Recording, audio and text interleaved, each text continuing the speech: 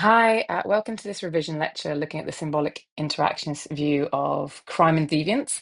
Um, this is like a revision lecture, so it's going to whiz through a lot of the content that I've covered in much more depth in other lectures. So in terms of symbolic interactionism, it is a different theory to kind of the functionists and Marxists, the big structural theories we looked at before. They're much more interested in how why people behave the way they do, like how why people act the way they do and how others' reactions to their behavior, how that affects people. So, I'm really thinking here about processes like labeling. So if someone does something dodgy and everyone reacts to it really negatively, how does that actually make that person feel? Do they continue to act deviantly or do they change their behavior? Like those sorts of processes. So a much more micro type theory, much more interested in things like the role of symbols, the role of labeling, like I've mentioned before, to help us understand why crime and deviance occurs. The key studies that I'm going to talk through that we've looked at before, Howard Becker's work, Jock Young, who we've looked at before, but we can use his work as evidence of symbolic interactions view. Chambliss again, I know we've looked at him within Marxism. He has also done some research to help support the symbolic interactions view. Braithwaite, and the other key person and concept, Stanley Cohen and moral panics. And also Cicero, who argues that all crime statistics are socially constructed and we can't trust them. So as before, if you want to pause the lecture at this point and try and write down as much as you can remember about these key studies, as well as what was it, Stan Cohen's moral panics and Cicero's social construction of official statistics, write as much as you can remember, and then perhaps come back to this lecture to kind of fill in the bits that you're not sure about or you missed off, or we'll just get on with the lecture. So I'm going to jump straight in with Howard Becker. We know him really well for the labeling theory. And he talks a lot about the role of the criminal label. Okay, he talks about how a criminal label is such a powerful label that it wipes out all other roles and labels that you might have had. And he says this therefore means it's become a master status. Okay, it's how everybody sees you. So I'm a teacher, for example. That's my role. It's one of my labels that I have at the moment. However, if I committed a crime, got caught committing the crime, and was perhaps sentenced for committing a crime, people would look at me and perhaps say the first thing they would think is, "Oh, look, there goes that criminal lady who used to be a teacher." And they might treat me as such. I wouldn't be able to get a job. I perhaps wouldn't have contact with certain friends and family. That would become my master status. So Becker says that quite often one of the problems with labeling and master status associated with criminality is it leads to deviant careers because people who have either got the criminal label or just been as criminal, potentially criminal, quite often they're cut off from friends and family. Okay, they're seen as dangerous, dodgy, what have you. They're unable to get good jobs because of criminal records if they have committed crime, or just because they're not seen as trustworthy because people stereotype that group as more criminal. Often they suffer social rejection by the wider community. And according to Becker, this therefore then creates much more crime because they become outsiders. Okay, they're seen as others, outsiders, they're marginalized. Now, this means that crime then can become a survival strategy, particularly if you can't access jobs. So crime becomes a way to survive. But also, people then might join what's a deviant subculture, okay, for a sense of belonging. So this kind of has some similarities with subcultural theory that we've looked at before, which fits within the functionist perspective. But here, the reason for them joining that subculture is very much because of them being labeled, okay, labeled, as opposed to maybe things like status frustration, which is what Albert Cohen said. So yeah, they join the deviant subculture and they gain a sense of belonging within that group, so which makes sense if you're being made to feel like an outsider in mainstream society. But within that deviant subculture, the norms of behavior might include criminality, they might include drug use. And that can feed back into the deviant career because you might commit crime again, get arrested again, go to jail again, or drug use. You might end up in rehab. You might end up in some level of sort of like therapeutic setting. And all of that will add to this kind of master status that you are dodgy, you are criminal, you're not to be trusted, which makes it much more difficult to access mainstream opportunities. Jock Young did a good bit of research on the hippies in the 1970s. That really demonstrates another symbolic interactionist concept of deviancy amplification. So this is when the agents of social control, particularly the media and the police, can actually make deviance or crime worse. Amplification. So late 1960s, early 70s, drug use within the hippie community and wider community was kind of much more tolerated. But they then sort of changed the laws, made it a much more, I think, like reclassified cannabis, and the police cracked down on cannabis use. Hippies were kind of targeted by a moral panic in the media, like drug taking hippie orgy, sex party, like all these kind of negative symbols, negative stories attached to the hippie community. Um, so the styles of dress, the styles of hair, the sort of symbols associated with the hippie community was very much demonized, and it became much more difficult for that group or individuals that ascribed to that identity to access jobs. There was lots of police targeting, so that in itself would lead to a process perhaps of labeling and self-fulfilling prophecy. And Young found that this really did lead to deviance amplification. Like the people who used to perhaps smoke a bit of weed in parks started going to squats to smoke weed where the police wouldn't be able to see them. But within squats, there was access to much more hardcore drugs, whether that's things like heroin, for example, or much stronger types of cannabis like skunk or solid, it's sometimes called. Um, or because they couldn't access mainstream jobs, many of people within the community, the hippie community, ended up dealing drugs in order to support themselves because they were sort of denied jobs because of this moral panic about drug taking hippies, if you like. So that is a good study to use as evidence of deviance amplification. Chambliss did two bits of research that we've focused on. He did an observational bit of research with the Rapid Deployment Unit, the RDU, I think in Washington, where he kind of went around with their patrols. And obviously they were aware he was there with them. So the fact that they demonstrated such extreme racism in front of him perhaps tells us that it was much worse than what he saw. Yeah, so found that there was extreme racism in the police. Okay, he found that the police frequently would just do pullover, random searches of any nice cars with black drivers. They would assume that they were drug dealers.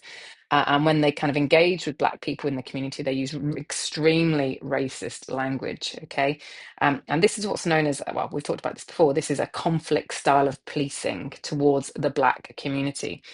Um, Now, so because of this approach to policing, the concepts that are kind of relevant here, things like labeling, okay, it's clearly the police were labeling the black community as criminal.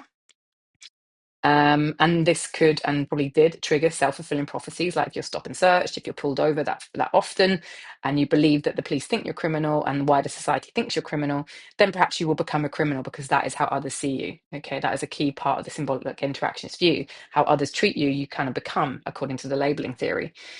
Um, but also, this definitely distorted official statistics on crime because they were just pulling over, or they were largely pulling over black people. They were largely stopping and searching black people.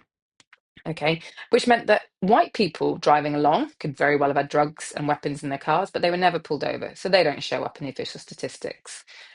It means that the official statistics just start to represent the racist views held by the police and in wider society.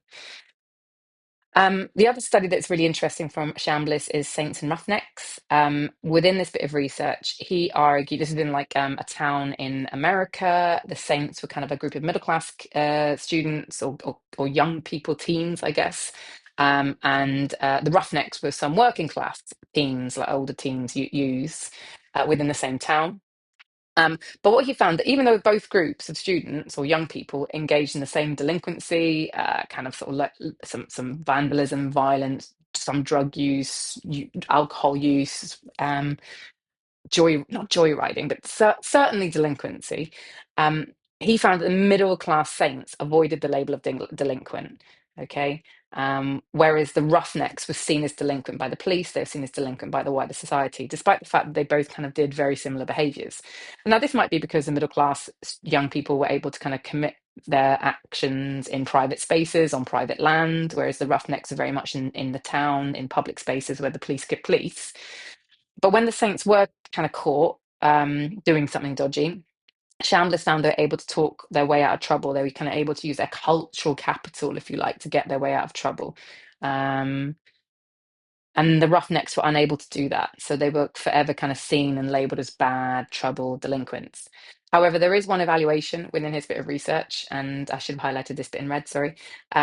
One of the Roughnecks did become a teacher. So that is just worth remembering that labeling is not all powerful. It is possible to overcome a negative label, as that person did. And that kind of is used to kind of maybe argue that maybe labeling theory is too deterministic. Not everybody acts criminally because they are labeled. And actually, that's one of the evaluation points that I haven't put in the very final slide. So please do make a note of that, that labeling theory is too deterministic. Not everybody does commit a crime once they're labeled.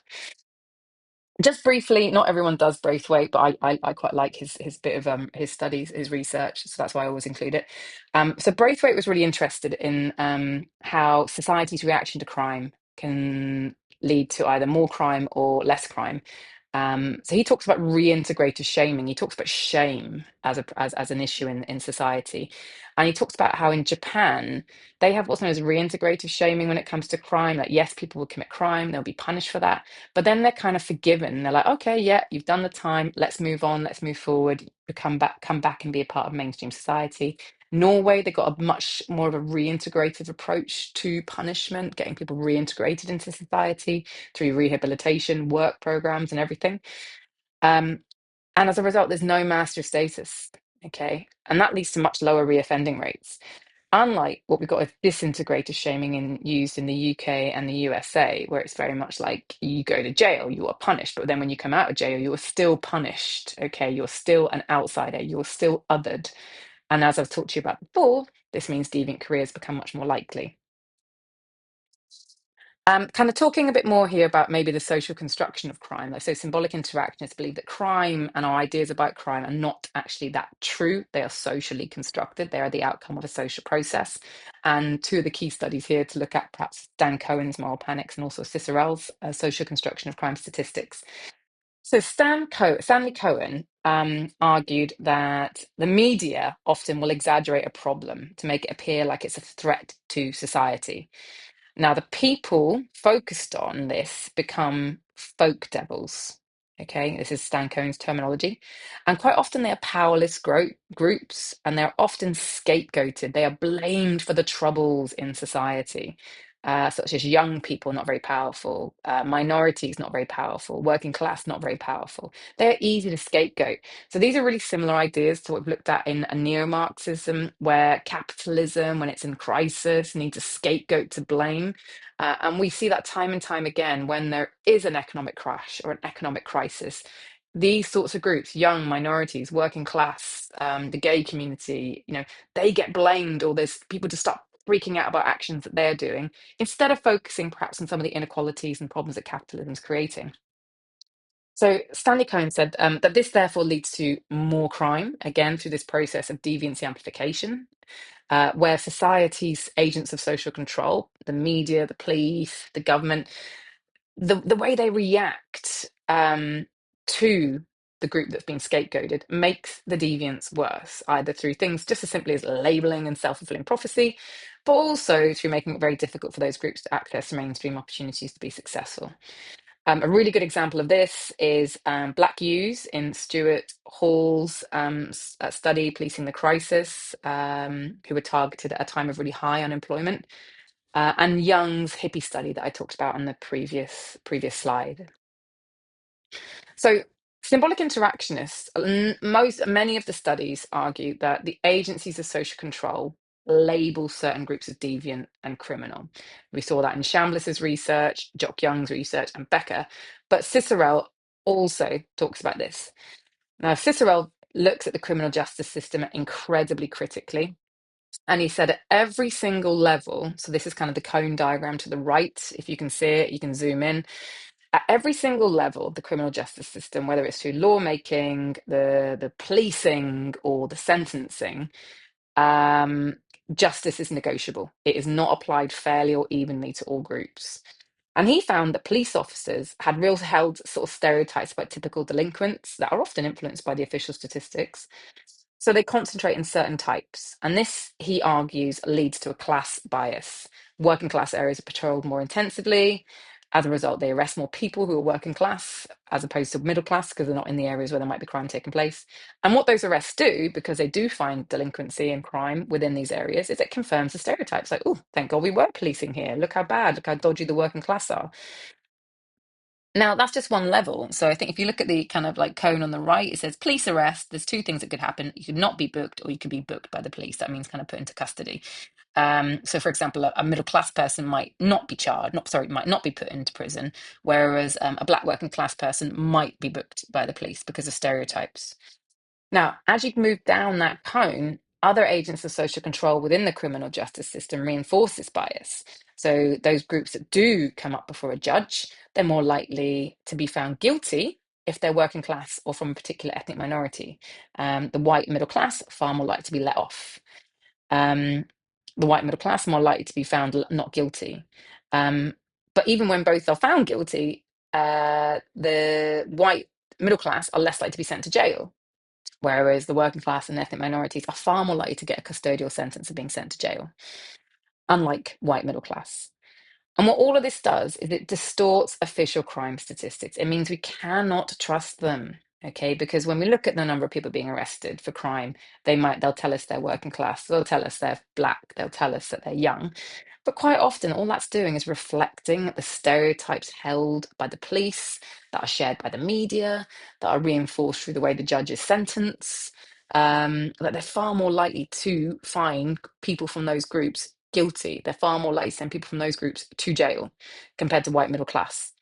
And the example we looked at in quite a lot of detail was Lavinia Woodward. If you remember, she was, I think, an Oxford student who stabbed her boyfriend in the leg in a drink and drug fueled rage, causing quite significant harm.